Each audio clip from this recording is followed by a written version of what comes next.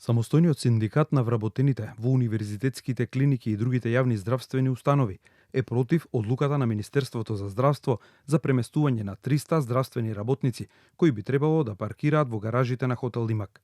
Синдикатот се сомнева дека за овој договор на Министерството за користење на паркингот на Лимак се крие нова форма на јавно-приватно партнерство, а како дополнителен проблем во своето соопштение прашуваат како ќе продолжи да им се наплаќа на вработените кога Лимак немал дозвола од град Скопје за наплата на својот паркинг.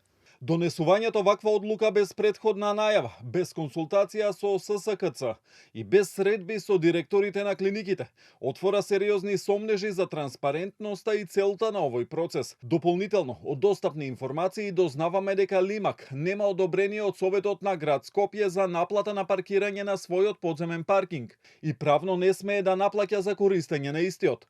Ова ја доведува во прашање легитимноста и правната основа на предложеното решение.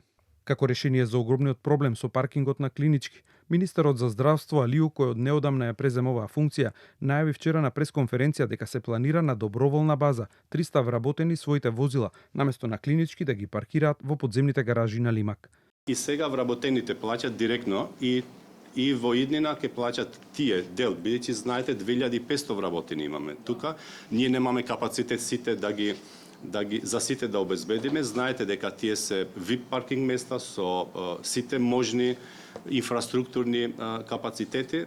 Самостојниот синдикат во соопштението посочува дека заеднички служби на клинички центар треба да го најде моделот за сообраќајниот хаос и паркирањето во комплексот Мајка Тереза, но тие се уште не ги добиле покачувањето од 2023, а им доцни и платата.